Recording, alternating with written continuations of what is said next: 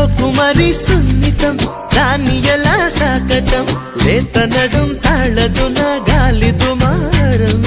కస్సుమనే లక్షణం చూపనిదే తక్షణం జోలిపడి లోలనతో లొంగదు భారం